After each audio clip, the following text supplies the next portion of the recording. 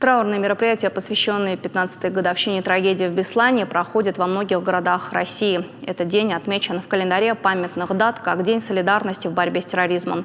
Но люди помнят этот день, когда в маленьком Остинском городе погибли дети. Итак, в Санкт-Петербурге сегодня люди с самого утра несли цветы к мемориалу детям Беслана. Это в Малоохтинском парке.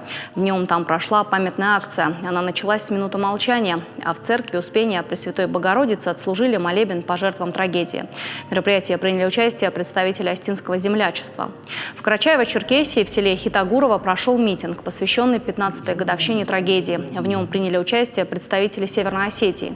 Министр по вопросам национальных отношений Аслан Цуцаев поблагодарил всех присутствующих за поддержку и память. В небо выпустили шары. А глава Карачаево-Черкесской республики Рашид Тимрезов подчеркнул, единство народов – это большая сила в борьбе с терроризмом. И сколько бы лет ни прошло, боль и горечь воспоминаний будут всегда храниться в сердцах родных и близких, погибших в результате теракта детей и взрослых.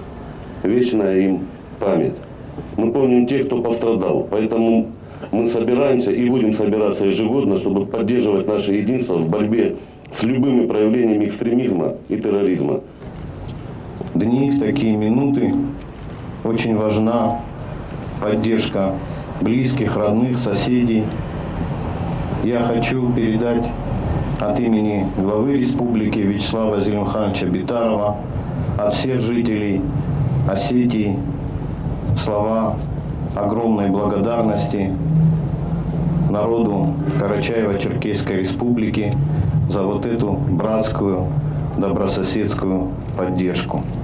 Мы ее чувствуем. А это Майкоп, Адыгея. Минута молчания в школах. Тут тоже выпустили в небо белые шары, как знак скорби о жертвах теракта.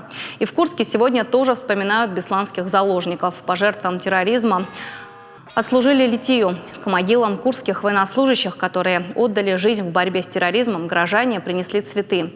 В Архангельске памятный митинг на мемориальном комплексе Вологодского кладбища. Горожане почтили память погибших в Беслане минутой молчания и возложили цветы.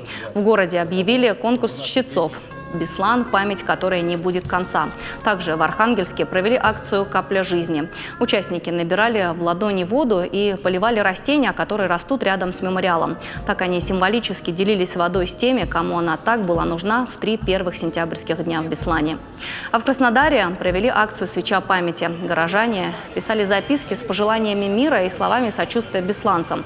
Послания поместят в специальную капсулу и передадут в Северную Осетию. Организаторы также собрали молодежь Краснодара за круглый стол, а после показали им фильм о тяжелых днях в стенах Бесланской школы.